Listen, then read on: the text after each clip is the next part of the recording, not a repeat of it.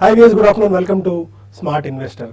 Markets చూసుకున్నట్టయితే చాలా thin వాల్యూమ్స్తో ప్రస్తుతం ట్రేడ్ అవుతున్నాయి. రేపు F&O ఎక్స్పైరీ కూడా ఉన్న నేపథ్యంలో మార్కెట్లో పెద్దగా యాక్టివిటీ మనకు కనిపించట్లేదు. ప్రస్తుతం సెన్సెక్స్ కానీ నిఫ్టీ చూసుకున్నా కూడా ఒక 10 to 15 పాయింట్స్ అదే రేంజ్ బౌండ్లో ప్రస్తుతం ట్రేడ్ అవుతూ మనకు కనిపిస్తుంది. సెన్సెక్స్ ప్రస్తుతానికి ఒక 5 పాయింట్స్ డౌన్తో 26,074 దగ్గర ట్రేడ్ అవుతుంది. నిఫ్టీ 0.6 పాయింట్స్ పెరిగి 7929 దగ్గర ప్రస్తుతం ట్రేడ్ అవుతుంది. ఆల్మోస్ట్ నిఫ్టీ 7910 నుంచి 7940 ఇదే బ్యాండ్లో ప్రస్తుతం మనకు ట్రేడ్ అవుతుంది. మనం చూస్తున్నాం ఉదయం నుంచి పెద్దగా యాక్టివిటీ మనకి ఏం లేదు, బికాస్ ఆఫ్ లో వాల్యూమ్స్ అనుకోవచ్చు. అంతర్జాతీయంగా ఆల్మోస్ట్ అన్ని మార్కెట్స్ హాలిడే మూడ్లో ఉన్నారు. ట్రేడర్స్ అంతా కూడా ఎఫ్ఐఎస్ అందరూ హాలిడే మోడ్లో ఉన్న నేపథ్యంలో పెద్దగా మనకు యాక్టివిటీ కూడా ఏం కనిపించట్లేదు. కాకపోతే ఈ రోజు కొన్ని స్పెసిఫిక్ స్టాక్స్లో అండ్ స్పెసిఫిక్ సెక్టార్లో యాక్షన్ మనకు కనిపిస్తుంది. ఒకటి టైల్స్ రంగ్ షేర్స్లో కొద్దిగా కొనుగోలు మద్దతు లభిస్తుంది. బికాస్ యాంటీ డంపింగ్ డ్యూటీ విధించాలి టైల్ సిరామిక్ ఇండస్ట్రీ మీద అని చెప్పి కేంద్ర ప్రభుత్వం యోచిస్తుంది. ఎందుకంటే దేశీయ టైల్స్ పరిశ్రమ, సిరామిక్ పరిశ్రమ మీద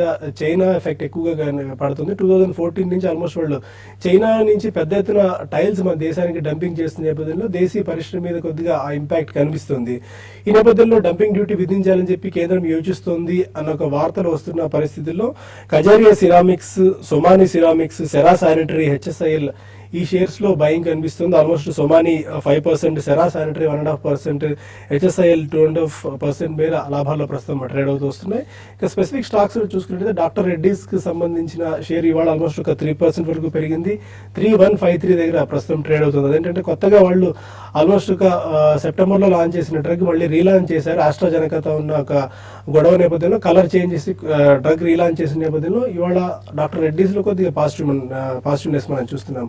అండ్ కావేరీ సీడ్స్ లో ఫోరెన్సిక్ ఆడిట్ చేసిన నేపథ్యంలో ఒక 5% వరకు డౌన్ లో చూస్తున్నాం. అంటే 5% నష్టాల్లో ప్రస్తుతం కావేరీ సీడ్స్ ట్రేడ్ అవుతుంది. ఓవరాల్ గా F&O ఎక్స్పైరీ ఉన్న నేపథ్యంలో రేపు ఎలాంటి ట్రేడింగ్ స్ట్రాటజీస్ వర్కౌట్ చేయాలనే అంశాలతో పాటు ఇన్వెస్టర్స్ అండ్ ఈమెయిల్ సందేహాలపై మనకు సమాధానాలు ఇచ్చేందుకు సుందర్ గారు, గుడ్ ఆఫ్టర్నూన్ సార్. ఎలా ఉండొచ్చు? ఒక చాలా థిన్ వాల్యూమ్స్ 7920 అండ్ 7940 ఇదే బ్యాండ్ లో నిఫ్టీ ట్రేడ్ అవుతూ వస్తుంది. గోయింగ్ ఫార్వర్డ్ ఈ సెషన్ ఈ సిరీస్ ఎలా కంప్లీట్ అవ్వచ్చు? ఈ సిరీస్ చూస్తే కనుక ఇదే రేంజ్ బౌండ్ లో ఇదే ఒక మైనర్ రియాక్షన్ లో కంటిన్యూ అయ్యే అవకాశం కనిపిస్తుంది. ఈ వారమే కాదు, వచ్చే వారం కూడా మార్కెట్ ఒక కన్సాలిడేషన్ లోనే వెళ్లే అవకాశాలు ఎక్కువ కనిపిస్తున్నాయి. ఎందుకంటే ప్రధానంగా టెక్నికల్ గా 3 కారణాలు చెప్పుకోవచ్చు. 7950, 8000 మధ్యన మనం లాస్ట్ 2 days గా మార్కెట్ కొంచెం కాషియస్ ట్రెండ్ మనం చూస్తున్నాము. మనం లాస్ట్ మంత్ అంటే December 1st November ఎండ్ లో చూస్తే కనుక ఈ లెవెల్లో ఒక మేజర్ టాప్ ఏర్పడింది. అక్కడ నుంచి సెల్లింగ్ ప్రెషర్ తోటి మార్కెట్ పడింది. ఇక్కడ short term, medium term strong resistance కనిపిస్తుంది. కావున ఈ లెవెల్లో కొంచెం మార్కెట్ లో సెల్లింగ్ ప్రెషర్ తోటి కొంచెం రియాక్షన్ రావడం చూస్తాము. రెండో టెక్నికల్ పాయింట్ చూస్తే కనుక 50 days కీలకమైన మూవింగ్ యావరేజ్ చాలా మేజర్ ఇండికేటర్. ఆ లెవెల్లో మార్కెట్ కొంచెం ఈ లెవెల్లో పరీక్షిస్తుంది కాబట్టి ఆ లెవెల్లో కూడా కొంచెం షార్ట్ టర్మ్ ట్రేడర్స్ కొంచెం హైయర్ లెవెల్స్ లో ప్రాఫిట్ బుక్ చేస్తున్నారు. ఫ్రెష్ లాంగ్ పొజిషన్స్ కూడా అటెంప్ట్ చేయట్లేదు. అలాగే ఇందాక మీరు చెప్పినట్టు మూడో ముఖ్యమైన కారణం చూస్తే కనుక ఈ వారం రేపు గురువారం నాడు ఎక్స్పైరీ కూడా వస్తుంది కాబట్టి మంగళవారం మధ్యాహ్నానికి జనరల్ గా పొజిషన్స్ అనేది క్లోజ్ చేయడం జరుగుతుంది. మనం ఒకసారి అబ్జర్వ్ చేస్తే లాస్ట్ 1 or 2 weeks మార్కెట్ బాగా పెరిగింది. ఇంచుమించు 400 పాయింట్ వరకు పెరిగింది. లాంగ్ పొజిషన్స్ బిల్డప్ అయినాయి కాబట్టి ఈ లెవెల్లో ఎవరైతే లాంగ్ పొజిషన్స్ తీసుకున్నారో వాళ్ళందరూ మార్కెట్ లో కొంచెం క్లోజ్ చేయడం వల్ల ప్రాఫిట్ బుకింగ్ తోటి మార్కెట్ ఈ రియల్లో రియాక్ట్ అవుతుంది. బట్ కానీ అండర్లైనింగ్ ట్రెండ్ ఓవరాల్ గా చూస్తే కనుక షార్ట్ టర్మ్ అప్ ట్రెండ్. ఎందుకంటే రెసిస్టెన్స్ దగ్గర కొంచెం రియాక్షన్ వచ్చినప్పటికీను లోయర్ రేట్ లో మద్దతు పైనుంచి మార్కెట్ నిలబడుతోంది. మద్దతు ఛేదించట్లేదు కాబట్టి ట్రెండ్ యథాతథంగా స్ట్రాంగ్ గానే ఉందనుకోవచ్చు. ఒకవేళ ఏదైనా కారణాల వల్ల ఇవాళ కానీ రేపు కానీ మార్కెట్ 7900 కీలకమైన మద్దతు కనుక బ్రేక్ అయ్యి దాని కింద క్లోజ్ అవుతే కొంచెం లాంగ్ పొజిషన్స్ కట్ చేసుకోవచ్చు. కానీ 7800 బహుశా చాలా కీలకమైన లెవెల్. ఒకవేళ కనుక ఆ లెవెల్ కూడా బ్రేక్ అయ్యి దాని కింద క్లోజ్ అవుతే షార్ట్ టర్మ్ కరెక్షన్ బిగిన్ అయింది అనుకోవచ్చు. అప్పుడు లాంగ్ పొజిషన్స్ ని ఎగ్జిట్ అవ్వచ్చు. సో అందువల్ల లాంగ్ పొజిషన్స్ ని ఒక స్టాప్ లాస్ పెట్టి హోల్డ్ చేయండి. షార్ట్ పొజిషన్స్ తీసుకుంటే మటుకు స్ట్రిక్ట్ గా 7980 పైన లేదంటే 8000 పైన స్టాప్ లాస్ పెట్టడం ముఖ్యం. ఫైన్. యూరోపియన్ మార్కెట్స్ కూడా ఇప్పుడే ఓపెన్ అయ్యి ఆల్మోస్ట్ ఒక 0.3 to 0.5% వేరే నష్టాల్లో ప్రస్తుతం యూరోపియన్ మార్కెట్స్ ట్రేడ్ అవుతున్న పరిస్థితి మనం చూస్తున్నాం. కొంతమంది కాలర్స్ లైన్ లో ఉన్నారు. ఫస్ట్ కాలర్ అనంతపురం నుంచి ప్రసాద్. అడగండి ప్రసాద్ గారు. ప్రస్తుతం మీ ఏ షేర్ గురించి అడగదలుచుకున్నారు? సుందర్ గారు ఉన్నారు. ఒకసారి రిపీట్ చేయండి. Bengal tea fabrics plus Himachal సీజ్ districts HFCL. Himachal futuristic. Okay, first stock Bengal tea గురించి అడిగారు. స్టాక్ చూస్తే కనుక ఈ మధ్య ఈ 6 నెలల్లో 40 రూపాయల దగ్గర బాగా కన్సాలిడేషన్ అయ్యి ఈ లాస్ట్ 1 or 2 months లో బాగా స్ట్రాంగ్ గా పెరిగిన స్టాక్ 80 రూపాయల వరకు రావడం జరిగింది. ట్రెండ్ చాలా పాజిటివ్ గా ఉన్నప్పటికీ మన లాస్ట్ 1 week చూస్తే కనుక వెర్టికల్ గా కంటిన్యూస్ గా పెరిగింది. షార్ట్ టర్మే కాదు, మీడియం టర్మ్ కూడా ఓవర్ బాట్ పొజిషన్ లో ఉంది. సో ఈ లెవెల్లో అయితే కొంచెం కాషియస్ గా ఉంటే మంచిది, ఎందుకంటే టెక్నికల్ గా ఒక రియాక్షన్ వచ్చే అవకాశం ఉంది. 80-85 నుంచి దాటాలంటే కొంచెం సమయం పడుతుంది. మీకు already long positions short term by positions ఉన్నాయంటే కనుక ఈ లెవెల్లో మీరు ప్రాఫిట్ బుక్ చేసి ఎగ్జిట్ అవ్వచ్చు. ఫ్రెష్ బయింగ్ అయితే హై లెవెల్ అవాయిడ్ చేయండి బెంగాల్ టీని. అలాగే హిమాచల్ ఫ్యూచరిస్టిక్ చూస్తే కనుక టెక్నికల్ గా ఈ మధ్య కొంచెం స్లో అండ్ స్టడీగా పెరిగిన స్టాక్ 10 రూపాయల నుంచి 20 రూపాయల వరకు డబల్ అయిన స్టాక్. కాకపోతే ఈ లెవెల్లో కొంచెం కాషియస్ గా ఉండండి, ఎందుకంటే 20 to 25 చూస్తే కనుక ఈ ఏడాది గత ఏడాది ఒక మేజర్ టాప్ ఏర్పడి అక్కడి నుంచి కరెక్షన్ రావడం జరిగింది. అక్కడ చాలా లాంగ్ టర్మ్ రెసిస్టెన్స్ ఉంది. కరెక్ట్ గా రెసిస్టెన్స్ దగ్గర 2 స్టాక్స్ ఉన్నాయి. బై పొజిషన్స్ అయితే ఈ లెవెల్ అవాయిడ్ చేయండి. హైదరాబాద్ నుంచి శ్రీనివాస్ మరో కాలర్. అడగండి శ్రీనివాస్ గారు. హలో సార్, నమస్తే అండి. నేను హైదరాబాద్ నుంచి మాట్లాడుతున్నా అండి. నమస్కారం, చెప్పండి. సార్ మిక్ ఎలక్ట్రానిక్స్ స్టేటస్ ఎలా ఉంది లాంగ్ టర్మ్? మిక్ ఎలక్ట్రానిక్స్ ఫ్రెష్ గా తీసుకుందాం అనుకుంటున్నారా? ఫ్రెష్ గా తీసుకుందాం అనుకుంటున్నాను. లాంగ్ టర్మ్ అంటే 1 year వరకు హోల్డ్ చేస్తే ఎలా ఉంటుంది? ఓకే, మిక్ ఎలక్ట్రానిక్స్ ఆల్మోస్ట్ 9 to 10 రూపీస్ నుంచి 23-24 ప్రైస్ బ్యాండ్ లో ట్రేడ్ అవుతూ వస్తుంది గత కొద్ది కాలంగా. ఎగ్జాక్ట్ గా మనం ఈ జనవరిలో చూస్తే కనుక 5-6 రూపాయల మధ్యన మేజర్ కన్సాలిడేషన్ జరిగి 29-30 రూపాయల వరకు వెళ్ళి ఆ లెవెల్లో మన రియాక్షన్ మనం చూసాము. టెక్నికల్ గా బాగా పాజిటివ్ గానే ఉంది. కాకపోతే లాంగ్ టర్మ్ టెక్నికల్ పెర్ఫార్మెన్స్ చూస్తే కనుక చాలా స్ట్రాంగ్ గా పెరిగి మళ్ళీ RSI indicator long term charts అన్ని ఓవర్ బాట్ పొజిషన్ చూస్తుంది. సో బహుశా పాజిటివ్ న్యూస్ అంతా కూడా కొంచెం ఈ అప్ ట్రెండ్ లో డిస్కౌంట్ అయినట్టు కనిపిస్తుంది. సో ప్రస్తుతం అయితే మేజర్ రెసిస్టెన్స్ దగ్గర ఉన్నాం కాబట్టి ఫ్రెష్ బయింగ్ అయితే అవాయిడ్ చేయండి. ముఖ్యంగా ఈ లాస్ట్ 2-3 days చూస్తే కనుక వాల్యూమ్స్ తోటి కొంచెం అప్వర్డ్ బ్రేక్అవుట్ కూడా రావడం జరిగింది. ఆ రావడం తోటి స్టాక్ లైమ్ లైట్ లోకి రావడం జరిగింది. బట్ కానీ రెసిస్టెన్స్ దగ్గర ఉన్నాం కాబట్టి కొంచెం కరెక్షన్ కోసం వెయిట్ చేయడం మంచిది. గుంటూరు నుంచి శ్రీనివాస్ మరో కాలర్. అడగండి శ్రీనివాస్ గారు. హలో, నమస్తే సార్. నమస్కారం అండి, చెప్పండి. ఈ రేట్ లో ఆప్టో సర్క్యూట్ తీసుకోవచ్చండి? ఆప్టో సర్క్యూట్స్ దాని ఫండమెంటల్స్ ఎలా ఉన్నాయి ఏంటి? టెక్నికల్స్ చెప్తారండి. ఆప్టో సర్క్యూట్స్ ఫండమెంటల్ గా కూడా చూస్తే కనుక పెద్ద ఏమీ పాజిటివ్ ధోరణి కనిపించట్లేదండి. లాస్ట్ 1 or 2 years గా చూస్తే కనుక ఆప్టో సర్క్యూట్స్ బాగా కంటిన్యూస్ బేరిష్ ట్రెండ్ లో చూస్తున్నాము. ఈ ఏడాది కూడా మనం చూస్తే కనుక 30 రూపాయల నుంచి 11-12 రూపాయల వరకు పట్టడం చూసాము. టెక్నికల్ గా లాంగ్ టర్మ్ చార్ట్స్ అని చూస్తే కనుక ఇండికేటర్స్ ఇంకా వీక్నెస్ సూచిస్తుంది. కాకపోతే ఈ లెవెల్లో 11-12 రూపాయల దగ్గర ఆప్టో సర్క్యూట్స్ కన్సాలిడేషన్ అయ్యింది. స్టాక్ కూడా ఒక మేజర్ డౌన్ ట్రెండ్ అరెస్ట్ అయినట్టు కనిపిస్తుంది. కాకపోతే ఇంకా మేజర్ కన్సాలిడేషన్ రావాలి, అలాగే పాజిటివ్ న్యూస్ ఫ్లో రావాలి, టెక్నికల్ గా లాంగ్ టర్మ్ చార్ట్స్ లో కూడా అప్వర్డ్ బ్రేక్అవుట్ వచ్చి సిగ్నల్ రావాలి. కాబట్టి ఇవన్నీ కొంచెం సమయం పడుతుంది. సో కాబట్టి ప్రస్తుతం బాగా లో ప్రైస్ లో ఉంది కదా, హై నుంచి అనుకొని మీరు కొనాలనుకుంటున్నారేమో, ప్రస్తుతం అవాయిడ్ చేయడం మంచిది. అనంతపురం నుంచి ధర్మారావు మరో caller. Sir Arvind mills Alkem lab ఈ రేట్లో కొనుక్కోవచ్చా సార్? అరవింద్ మిల్స్ అండి. మీ టైం హోరైజన్ ఎంత అండి? ఎంత కాలానికి? 6 months 1 year sir. Arvind mills and Alkem labs. Arvind mills చూస్తే కనుక లాస్ట్ 1 or 2 months గా బాగా టెక్నికల్ పెరిగిన స్టాక్, మీడియం టర్మ్ పెర్ఫార్మెన్స్ చూస్తే కూడా బాగా బులిష్ గా ఉన్న స్టాక్, అవుట్ పెర్ఫార్మ్ చేసిన స్టాక్. 250 రూపాయలు ఈ మధ్య కాలంలో లో నుంచి కంటిన్యూస్ గా పెరుగుతూ 360 రూపాయల వరకు రావడం జరిగింది. ఇన్ఫాక్ట్ 350 ఏదైతే లాంగ్ టర్మ్ చార్ట్ లో ఒక మేజర్ రెసిస్టెన్స్ ఉందో ఆ రెసిస్టెన్స్ లెవెల్ ని కూడా మన అరవింద్ బ్రేక్అవుట్ అవడం చూసాం. టెక్నికల్ గా బులిష్ గానే ఉంది, కాకపోతే బాగా రన్అప్ రావడం జరిగింది. సో అందరు చాలా మంది కొంచెం బాగా పెరిగిపోయిన తర్వాత ఓవర్ బాట్ పొజిషన్ లో అడుగుతున్నారు. సో కొంచెం కరెక్షన్ కోసం వెయిట్ చేయడం మంచిది. అలా ఆల్కమ్ ల్యాబ్ చూస్తే కనుక మనని 2 రోజుల క్రితం లిస్ట్ అయిన స్టాక్ బాగా కొంచెం పెరిగింది. కొంచెం టెక్నికల్ గా చూస్తే కనుక డేటా ఏమీ కనిపించట్లేదు కాబట్టి కొంచెం హిస్టారికల్ ప్రైస్ డేటా కొంచెం రావాలి. సో ఈ స్టాక్ కూడా కొంచెం కూల్ ఆఫ్ అవనండి, కూల్ అయిన తర్వాత కొనుక్కోవచ్చు. ఫైన్. ఇక మరిన్ని ఫోన్స్ తీసుకునే ముందు ఒక చిన్న బ్రేక్ తీసుకుందాం.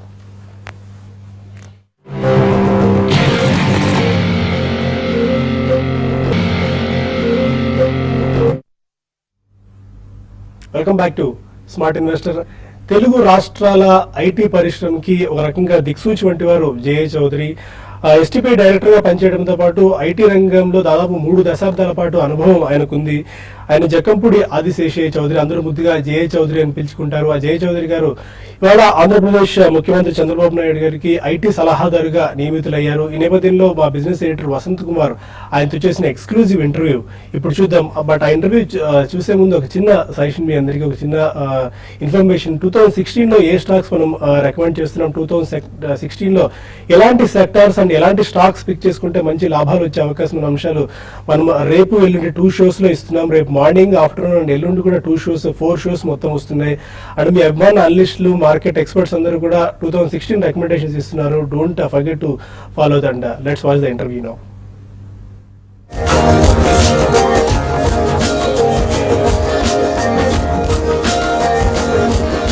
నమస్తే. జక్కంపూడి ఆదిశేషయ్య చౌదరి, అందరూ అభిమానంగా జేఏగా పిలిచే జేఏ చౌదరి, తాజాగా ఆంధ్రప్రదేశ్ ముఖ్యమంత్రి చంద్రబాబు నాయుడు గారికి ఇన్ఫర్మేషన్ టెక్నాలజీ సలహాదారుగా నియమితులయ్యారు.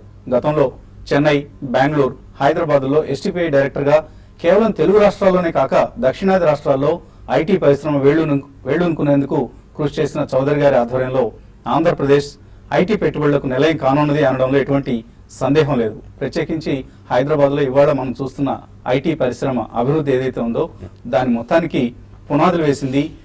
ఇక్కడికి మల్టీనేషనల్ కంపెనీస్ రావడంలో విపరీతంగా కృషి చేసింది కూడా చౌదరి గారు అంటున్నా కూడా ఎటువంటి సందేహం లేదు. అలాగే టీవీ5తో చౌదరి గారికి అవినాభావ సంబంధం ఉంది. టీవీ5 నిర్వహించే పలు కార్యక్రమాల్లో పాల్గొని ప్రోత్సహించడమే కాకుండా టీవీ5 ఏటా నిర్వహించే బిజినెస్ లీడర్ అవార్డ్స్ జ్యూరీ సభ్యులుగా చౌదరి గారి మద్దతు మా ఛానల్కి ఎంతగానో ఉంది. ఇక ముఖ్యమంత్రి చంద్రబాబుకు ఐటీ సలహాదారుగా జేఏ ఎటువంటి వ్యూహంతో ముందుకు వెళ్ళనున్నారు తదితర అంశాలపై మాట్లాడేందుకు ఆయన ప్రస్తుతం మనతో సిద్ధంగా ఉన్నారు. సో చౌదరి గారు, ముందుగా కంగ్రాచులేషన్స్ అండి. సో న్యూ ఇయర్ గిఫ్ట్ గా మీకు చంద్రబాబు నాయుడు గారు ఐటీ అడ్వైజర్ గా నియమించుకున్నారు. అండ్ ఆంధ్రప్రదేశ్ ఇప్పుడిప్పుడే ఇంకా తొలి అడుగులు కూడా కావివి, ఇంకా శైశవ దశలోనే ఉందని చెప్పుకోవాలి. సో ఇటువంటి పరిస్థితుల్లో ఐటీ అడ్వైజర్ గా మీరు జాయిన్ కావటం ఇప్పటికీ ఆ ప్రభుత్వ యంత్రాంగానికి ఒక పరిపూర్ణ చేకూరినట్లుగా అనుకుంటున్నాం మేము. సో ఎటువంటి రోల్ ప్లే చేయబోతున్నారు, ఎటువంటి వ్యూహంతో మీరు ముందుకు వెళ్ళాలనుకుంటున్నారు? ఇది అంటే ఇదివరకు రోజుల్లో నేను హైదరాబాద్ డెవలప్ చేసిన సినారియో డిఫరెంట్గా ఉండేదండి. కానీ ఇప్పుడు మన ఆంధ్రప్రదేశ్లో ఐటీ ఇండస్ట్రీని తీసుకొచ్చి తర్వాత యూత్కి ఎంప్లాయ్మెంట్ తీసుకొని రావాలంటే అంత ఈజీ కాదండి. అప్పట్లో మనకి కాంపిటీషన్ ఒక బెంగళూరు తప్ప మిగతా ఏమీ కాంపిటీషన్ కాదు. తర్వాత అప్పుడు ఏ స్కిల్స్ నేర్చుకున్నా, కోబాల్ నేర్చుకున్నా, ఐబీఎం మెయిన్ నేర్చుకున్నా వాళ్ళకందరికీ ఉద్యోగాలు దొరికేది. Y2K దీనివల్ల చాలా మంది డిమాండ్ సప్లై మిస్ మ్యాచ్ ఉండేది. తర్వాత అప్పటికి రిలేటివ్ గా మన ఇంజనీర్స్ క్వాలిటీ కూడా చాలా బాగుండేది. మన ఇంజనీరింగ్ కాలేజెస్లో క్వాలిటీ ఆఫ్ ఎడ్యుకేషన్ కూడా బాగుండేది. ఇప్పుడు అంతే దానికి రివర్స్ లో నడుస్తుంది. ఇప్పుడు చాలా లో లెవెల్ జాబ్స్ అన్ని డిజిటైజ్ అయిపోతున్నాయి. ఎవ్రీ కంపెనీ, సర్వీసెస్ కంపెనీ కానివ్వండి, ప్రోడక్ట్ కంపెనీ కానివ్వండి, వాళ్ళంతా ప్లాట్ఫామ్స్ తర్వాత యాక్సిలరేటర్స్ ఉపయోగించేసి ఈ లో లెవెల్ జాబ్స్ అన్ని తీసేస్తున్నారు. ఇటువంటి తరుణంలో ఈ హై లెవెల్ జాబ్స్ చేయాలంటే మనకు సరైన ఈ స్కిల్ మ్యాన్ పవర్ కూడా ఉండలేదు. మన ఇంజనీరింగ్ కాలేజ్ వచ్చే స్కిల్ మ్యాన్ పవర్ అంతా వాళ్ళు అసలు ఇంజనీరింగ్ అసలు ఏం నేర్పించడం లేదు ఆ కాలేజెస్లో. సో ఇటువంటి పరిస్థితుల్లో మనం ఈ ఆంధ్రప్రదేశ్ రాష్ట్రంలో ఐటీ పరిశ్రమ తీసుకొని రావాలంటే it's not a easy task అనమాట. ఈ టాస్క్ డిఫికల్ట్ టాస్క్ కాబట్టి నాకు కూడా చాలా ఛాలెంజింగ్గా ఉంది. ఇదేదో ఈజీగా ఉంటే ఎవరైనా చేస్తారు, నాకు కూడా అంత పెద్ద ఇష్టంగా ఉండేది. ఇప్పుడు ఇందులో చాలా ఛాలెంజెస్ ఉన్నాయి కాబట్టి నాకు I'm getting attracted towards this ఇన్ని ఛాలెంజెస్ ఉన్నాయి కాబట్టి ఈ ఛాలెంజ్ని ఓవర్కమ్ చేసి సక్సెస్ తీసుకొస్తే నాకు సాటిస్ఫాక్షన్ ఉంటుందని చెప్పి ఆ దిశలో నేను అంటే ఆ పాత పద్ధతులు కాకుండా కొంచెం ఇన్నోవేటివ్ మోడల్స్లో మనం చేసి ఏ విధంగా మనం ఇండస్ట్రీని మన ఆంధ్రప్రదేశ్కి తీసుకొచ్చి ఎంప్లాయ్మెంట్ క్రియేషన్ చేస్తే బాగుంటుంది. ఆ దిశలో నేను ఆలోచిస్తున్నాను. ఇంకా స్టడీ ఫేజ్లో ఉన్నాను. ఇంకా నేను బాధ్యతలు ఇంకా ఐటీ అడ్వైజర్గా కూడా అఫీషియల్గా జాయిన్ కాలేదు. కాబట్టి ఈ ఫస్ట్ 3 months బాగా స్టడీ చేసేసి ఎక్కడెక్కడ గ్యాప్ ఏరియాస్ ఉన్నాయి, infrastructure gap areas, policy gap areas, తర్వాత ఏదైనా స్పెషల్ ప్యాకేజెస్ కొంతమంది తీసుకురావాలంటే ఏం చేయాలా ఇవన్నీ స్టడీ చేసిన తర్వాత బట్ ఐఎమ్ వెరీ కాన్ఫిడెంట్. ఇప్పుడున్న పరిస్థితుల్లో క్లిష్టమైన పరిస్థితి అయినా కూడా if you go in a very innovative way definitely we will get lot of companies మనం తీసుకొచ్చేదానికి అవకాశం ఉంది. ఆ గేమ్ ప్లాన్ ఏంటి అనేది ఇప్పుడు చెప్పలేను. 3 months తర్వాత తప్పకుండా మీ ముందుకు వచ్చి I will be able to tell what I will. అంటే ఇప్పుడు యాజ్ ఇట్ ఈస్ గా మనం చూస్తే ఆంధ్రప్రదేశ్ లో చాలా ప్రతికూలత కనిపిస్తోంది. అనుకూల అంశాలు చాలా తక్కువగా ఉన్నాయి. మీరు అన్నట్లుగా human resources is the major challenge. అక్కడ ఉన్న ఇంజనీరింగ్ కాలేజెస్ అంతగా ప్రొడ్యూస్ చేయలేకపోతున్నాయి. ఐటీ ఇండస్ట్రీకి అనువైన మ్యాన్ పవర్ ని, ఇన్ఫ్రాస్ట్రక్చర్ ఒక ఇష్యూ, క్లైమేట్ మరొక ఇష్యూ. సో వీటన్నిటిని అధిగమించడం సాధ్యం అనుకుంటున్నారా? హైదరాబాద్ కి ఎలా అయితే అప్పట్లో విరివిగా పరిశ్రమలు తరలి వచ్చాయో అదే రేంజ్ లో ఆంధ్రప్రదేశ్ కూడా వస్తాయని అనుకుంటున్నారా? వస్తాయండి. ఇప్పుడు ఆ రోజుల్లో హైదరాబాద్లో కూడా ఏం ఉండేది కాదు. ఒక ఇంటర్నేషనల్ ఫ్లైట్ ఇక్కడ దిగేది కాదు, ఒక ఐఐటి లాంటి ఇన్స్టిట్యూషన్ ఉండేది కాదు, ఐఎస్బి లాంటివి అసలు లేవు, ఇంటర్నేషనల్ స్కూల్స్ కూడా లేవు. ఇలాంటి పరిస్థితుల్లో మేము ఆ రోజు హైదరాబాద్ మార్కెట్ చేసి ప్రతి కంపెనీ తీసుకురావాలంటే ఒక ప్రాజెక్ట్ అప్పుడు ఆ రోజుల్లో. ఆ కంపెనీ తీసుకొస్తే ఆ క్రిటికల్ మాస్ తయారయ్యేది. ఇంకో కంపెనీ ఈ కంపెనీ ఆల్రెడీ ఉంది కాబట్టి మిగతా కంపెనీ అట్లా ఆ అప్రోచ్లోనే. బట్ డిఫరెంట్ అంటే ఈ మార్కెటింగ్ సేల్స్ ఏ విధంగా చేయాలా, ఒక ప్రోడక్ట్ ఏమైనా తయారు చేస్తే ప్రోడక్ట్ తయారు చేసడానికి 30% ఖర్చు అయితే దాన్ని మార్కెటింగ్ బ్రాండింగ్కి 70% వాళ్ళు ఖర్చు పెడతారు. ఇప్పుడు మనకు ఆంధ్రప్రదేశ్ కావాల్సింది అదే. మనకు మెయిన్ అడ్వాంటేజ్ ఆంధ్రప్రదేశ్లో ఈరోజు ఏంటంటే మన చంద్రబాబు నాయుడు ఒక బ్రాండ్, ఐటీలో ముఖ్యంగా ఆయనే ఒక బ్రాండ్. అంటే ఇదివరకు చేశారు కాబట్టి ఆయన బ్రాండ్ ఉపయోగించుకుంటే చాలామంది ఆయన ఇదివరకు చేశారు కాబట్టి ఇప్పుడు కూడా చేయగలరు అని చెప్పి ఆ బ్రాండ్ ఒకటి ఉపయోగించుకోవాలి.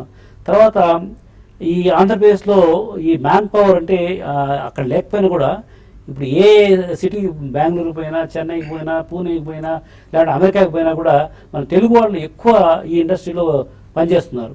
సో వాళ్ళందరినీ కొంచెం ఎమోషనల్ ఫీలింగ్, అంటే మన రాష్ట్రానికి ఏదైనా చేయాలి, కొత్త రాష్ట్రానికి is a good contribution from you అని చెప్పేసి వాళ్ళందరినీ కన్విన్స్ చేసి స్లోగా క్రిటికల్ మాస్ డెవలప్ చేసి కొన్ని నిష్ ఏరియాస్లో అన్నీ చేయకోకుండా ఫోకస్డ్ అప్రోచ్లో, for example IoT, internet of things, business analytics, big data analytics, cyber security, ఇలాంటి నిష్ ఏరియాస్లో ఏ విధంగా ఫోకస్ చేసి ఒక యాంకర్ కంపెనీ తీసుకొచ్చి అరౌండ్ దట్ దాన్ని ఏమైనా డెవలప్ చేస్తే ఆటోమేటిక్గా ఈ మిడ్ సైజ్ కంపెనీస్, పెద్ద పెద్ద కంపెనీసే కాకుండా మిడ్ సైజ్ కంపెనీస్ వాళ్ళ గ్రోత్ బాగుంది కాబట్టి. ఇన్ఫాక్ట్ పెద్ద కంపెనీస్ కి ఇప్పుడు మనం చూస్తే ఇన్ఫోసిస్ కావచ్చు, టీసీఎస్ కావచ్చు, విప్రో కావచ్చు, వీళ్ళందరూ కూడా ప్రాఫిట్ వార్నింగ్స్ ఇచ్చున్నారు.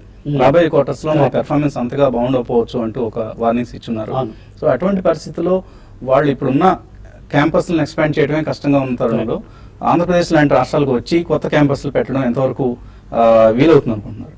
అది నిజమే అండి. అందుకనే మా ఫోకస్ ఎస్ఎంఈ కంపెనీస్ దాదాపు 30-60% గ్రో అవుతున్నారు. ఎస్ఎంఈ కంపెనీస్లో నెట్ అడిషనల్ ఎంప్లాయీస్ అగైన్ కొన్ని companies even 100% growth. Mid size companies like Cyient లాంటివి, హెక్సావేర్ లాంటివి, most of the SME companies ఇప్పుడు $5 million to $50 million ఆ రేంజ్లో ఉన్న కంపెనీస్ వాళ్ళు బాగా ఎక్స్పాండ్ చేస్తున్నారు. అదే పెద్ద పెద్ద కంపెనీ మీరు చెప్పినట్లు వాళ్ళ నెట్ అడిషన్ చాలా తక్కువగా ఉంది. కొన్నింటిలో ఈవెన్ జీరో కూడా ఉంది net employee addition.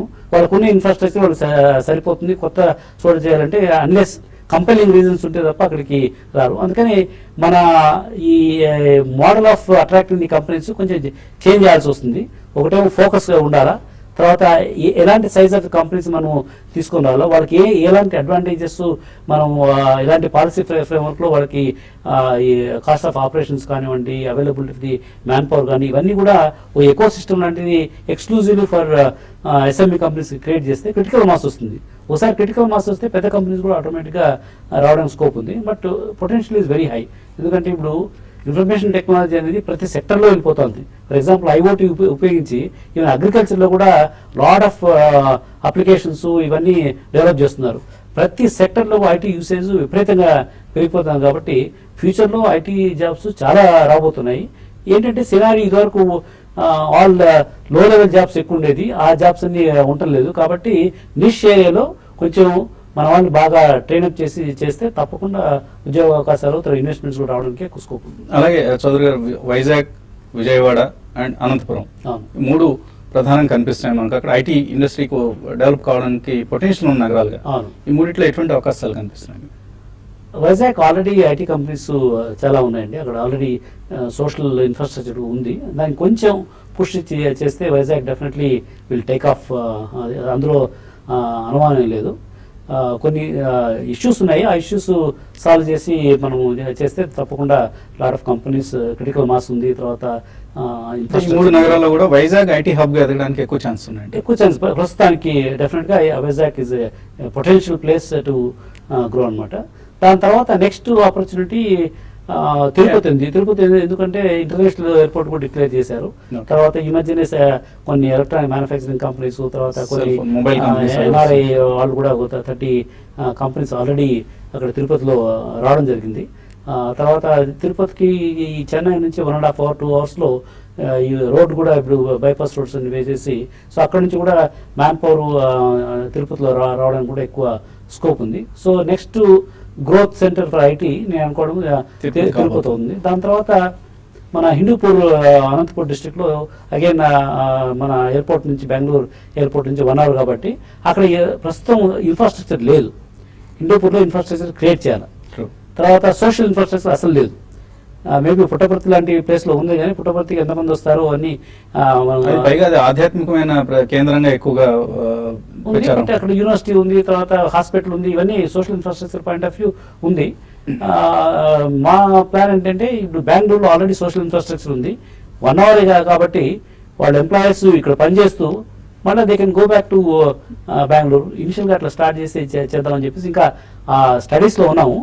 But what is the correct plan, ఏ సిటీస్ టు ఏ టౌన్స్ ఏ విధంగా డెవలప్ చేయాలా, ఎలాంటి ఇండస్ట్రీ తీసుకురావాలా, we need little bit more time, maybe 2-3 months to make all the study. అలాగే ఇన్క్యుబేటర్స్, యాక్సిలరేటర్స్, యూనికాన్స్ ఇవన్నీ ఇప్పుడు బజ్వర్డ్స్ అయిపోయాయి. అవును. సో హైదరాబాద్ లో టీ హబ్ ఒక మంచి స్టార్ట్అప్ హబ్ గా రూపుదిద్దుకునే అవకాశాలు కనిపిస్తున్నాయి.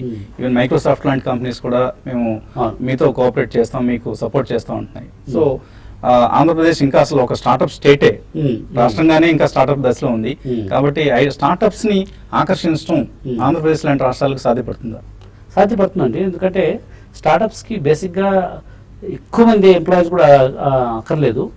Suppose 2-3 people who are passionate about ఒక ఐడియా వాళ్ళు ఏదో చేయాలనుకుంటే వాళ్ళకి ఏముంది, ఎక్కడైనా బీచ్ పక్కన ఒక చిన్న బిల్డింగ్ ఇచ్చినా కూడా అక్కడ కూర్చొని ఇంటర్నెట్ ఇచ్చేస్తే they will develop a product. ఏదో ఐటీ సర్వీసెస్ అయితే మనకు thousands of people కావాలా, తర్వాత ఈ స్కేలప్లో మనకు మ్యాన్ పవర్ కావాలి, ఇవన్నీ ఇష్యూస్ ఉంటాయి. స్టార్టప్లో వాళ్ళకి కావాల్సిన ఎకో సిస్టమ్ ఏంటి, 2-3 మెయిన్ పీపుల్, టెక్నాలజీ పీపుల్ కావాలా, తర్వాత వాళ్ళకి ఏమైనా ఏంజిల్ ఇన్వెస్ట్మెంట్, తర్వాత లేదంటే వీసీ యాక్సెస్ అది కావాలా, తర్వాత వాళ్ళు మార్కెట్, వాళ్ళకి ఏదైనా ఒక సొల్యూషన్ ప్రోడక్ట్ మెంటర్షిప్ లాంటిది బాగా ఎక్కువగా, మెంటర్షిప్ కావాలా, తర్వాత మార్కెట్ యాక్సెస్ కావాలి. ఇప్పుడు సపోజ్ ఇప్పుడు ఈ ప్రగతి ఆంధ్రప్రదేశ్లో ఈ ప్రగతిలో చాలా ఈ గవర్నెన్స్ అప్లికేషన్స్ అన్ని వాళ్ళు లాంచ్ చేస్తున్నారు, కొన్ని ఆల్రెడీ లాంచ్ అయినాయి. వీటిలో సపోజ్ ఈ స్టార్టప్స్ అక్కడ పెట్టే స్టార్టప్ కంపెనీ వాళ్ళు ఆ డొమైన్ నాలెడ్జ్ ఉపయోగించేసి ఆ ఐపీకి తయారు చేస్తే మిగతా స్టేట్స్లో వాళ్ళు same application, same solution, same product అమ్ముకోవడానికి ఈజీగా ఉంటుంది. సో మార్కెట్, ఫండింగు, తర్వాత టెక్నాలజీ అవైలబిలిటీ, వాళ్ళకి సరైన ఇన్ఫ్రాస్ట్రక్చరు పెద్దది కాకపోయినా reasonable size, cost of operation తక్కువ చేస్తే డెఫినెట్గా స్టార్టప్కి అవకాశాలు ఎక్కువ ఉన్నాయి. తర్వాత ఇంకొక ఇంపార్టెంట్ ఏంటంటే మన తెలుగు వాళ్ళు చాలామంది ఆ ఎంటర్ప్రినర్ జీల్ ఉంది. పర్టికులర్గా ఈ 3 జిల్లాలు, కృష్ణా డిస్ట్రిక్ట్, కోస్టల్ జిల్లాలు, గుంటూరు డిస్ట్రిక్ట్, తర్వాత ఈ గోదావరి ఈ డిస్ట్రిక్ట్స్, వీళ్ళంతా కూడా లాట్ ఆఫ్ ఎంటర్ప్రినర్స్ ఆ ఏరియాస్ నుంచి పెద్ద కంపెనీస్ స్టార్ట్ చేసి తర్వాత అమెరికాలో ఈరోజు సక్సెస్ఫుల్ ఎంటర్ప్రినర్స్గా ఉన్నారు. తర్వాత వాళ్ళలో మనము కొంతమందిని ఐడెంటిఫై చేసి వాళ్ళు కొంచెం ఫండింగ్ ఇలాంటి ఇన్ఫ్రాస్ట్రక్చర్ క్రియేట్ చేస్తే స్టార్ట్అప్ ఎకో సిస్టమ్ డెఫినెట్లీ ఎక్కువ రావడానికి అవకాశం ఉంది. అలాగే మొన్న సత్యనారాయణ గారు మనకు హైదరాబాద్ రావడం జరిగింది, మైక్రోసాఫ్ట్ సిఇఓ, అండ్ మీ మిత్రులు మోహన్ రెడ్డి గారు ఉన్నారు, సో నాస్కామ్ చైర్మన్ గారు. సో వీరందరి సహకారంతో బహుశా మీరు మీ జాబ్ని మరింత సక్సెస్ఫుల్గా నిర్వహించే అవకాశం కనిపిస్తుంది. సో వాళ్ళ నుంచి ఎటువంటి కోఆపరేషన్ మీరు ఎక్స్పెక్ట్ చేస్తున్నారు? తప్పకుండా అండి. ఇప్పుడు Microsoft it will be great advantage for Andhra Pradesh. ఎందుకంటే మనకు అలాంటి విజిబుల్ కంపెనీ ఏదో అసోసియేషన్ ద్వారా మనం అక్కడికి తీసుకురాగలిగితే బ్రాండింగ్ పాయింట్ ఆఫ్ వ్యూ కూడా మనకు బాగా ఉపయోగపడుతుంది. పర్టికులర్గా మనం బీవీఆర్ మోహన్ రెడ్డి ఇప్పుడు నాస్కామ్ చైర్మన్, ఆయనకున్న కనెక్షన్స్, నెట్వర్క్, ఆ కంపెనీస్ దగ్గర పోయి ఆయన కొన్ని కంపెనీస్ మనకి ఇంట్రొడ్యూస్ చేస్తే ఆ కంపెనీస్ వెళ్ళి టార్గెటెడ్ మార్కెటింగ్ చేస్తే ఆ కంపెనీస్ కూడా మనకి తీసుకురావడానికి ఎక్కువ అవకాశం ఉంది. తర్వాత ఇప్పుడు ప్రజెంట్ నాస్కామ్ ప్రెసిడెంట్ కూడా రెంటాల చంద్రశేఖర్ గారు కూడా మన ఆంధ్రప్రదేశ్ చెందిన వాళ్ళే. కాబట్టి వీళ్ళందరి సహకారంతో మనం ఒక టార్గెటెడ్ మార్కెటింగ్ అప్రోచ్ ఐడెంటిఫై చేసిన కంపెనీస్ని టార్గెటెడ్గా వాళ్ళకి ఏం కావాలా, ఎలాంటి ఫెసిలిటీస్ ఇస్తే వాళ్ళు వస్తారు, ఈ మిడ్ సైజ్ కంపెనీస్ ఎక్కువ కాన్సన్ట్రేట్ చేసి వాళ్ళని ఎంప్లాయ్మెంట్ క్రియేట్ చేసి కొంచెం క్రిటికల్ మాస్ తీసుకొస్తే ఆటోమేటిక్గా మిగతా పెద్ద కంపెనీలు వచ్చేదానికి అవకాశం ఉంది. అందుకని మా ఫోకస్ ఈ SME companies, mid size companies, తర్వాత స్టార్టప్, ఈ రెండు ఈ ఫోకస్గా పెట్టుకొని క్రియేట్ దట్ ఇనిషియల్ క్రిటికల్ మాస్గా క్రియేట్ చేస్తే తప్పకుండా ఆంధ్రప్రదేశ్ రాష్ట్రం కూడా మన దేశంలో ఒకనొక important destination for IT investment అవుతుందని మేము భావిస్తున్నాం. Thank you Chowdary garu. So we wish you all the best. Thank you. So Jakkampudi Adiseshaiah Chowdary, JA Chowdary గారి నేతృత్వంలో ఆంధ్రప్రదేశ్ ఐటీ ఇన్వెస్ట్మెంట్స్ను విరివిగా ఆకర్షించగలుగుతుందని ఆశిద్దాం.